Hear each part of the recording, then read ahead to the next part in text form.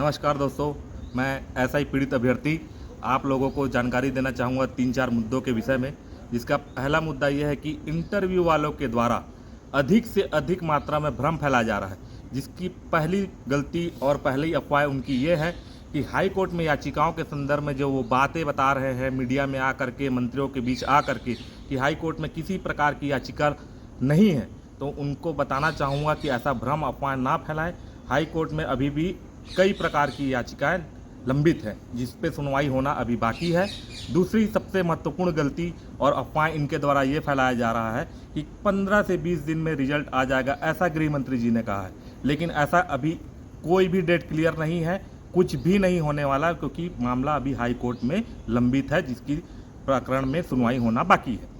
तीसरा जो है मुद्दा इनका ये था कि हम जब आंदोलन के लिए गए, हमारे युवा साथी हमारे साथ आए, वो अपनी बातें रखे, अपनी मांगे रखे, वो मीडिया में आके अगर बात रखें, तो हमारा जो मोटिव था, जो आंदोलन था, वो इस बार ऐसा ही पीड़ित अभ्यर्थियों के साथ साथ अन्य युवाओं के जो बेरोजगारी से जुड़े हुए मुद्दे हैं, हम उन पे भी उनको एक प्लेटफार्म सेट करके दिए थे कि आप आइए और सरकार से अपनी बातें रखिए।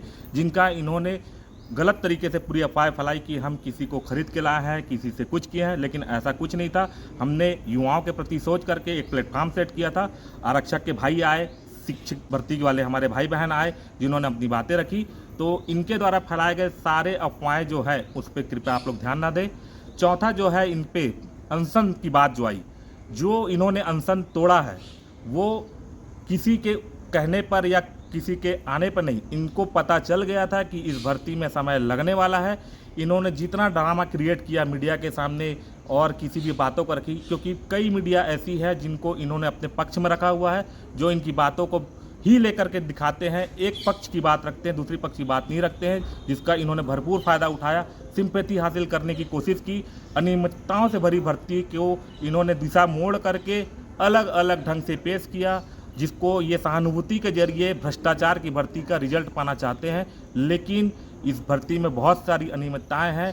पुलिस के द्वारा इनके रात के समय गृह मंत्री के निवास के जाने की आग्रह किया गया था, गृह मंत्री स्वयं इनको आग्रह किए थे, लेकिन इन्होंने उनकी भी बातों को मान नहीं रखा। रात भर वहाँ पे इन्होंने अपना समय व्यतीत किया।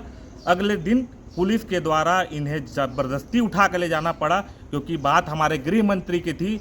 और मुझे जहाँ तक जानकारी है कि कुछ अभ्यर्थी ऐसे थे जो एकदम अपनी गरिमा को ही पूरी लांघते गए, उस पर थोड़ा सा अत्याचार अगर कुछ हुआ है तो वो सारी चीज़ें वहाँ पे पुलिस के द्वारा करनी पड़ी है। मुख्यतः मैं आप लोगों के बीच में आ करके इन सारे 3, 4, 5 बिंदुएं जो थी और जितनी सारी बातें मैंने आपसे कही, ये बातें मैं आपके समक्ष रखना चाहता था। इसके लिए आप सभी का धन्यवाद।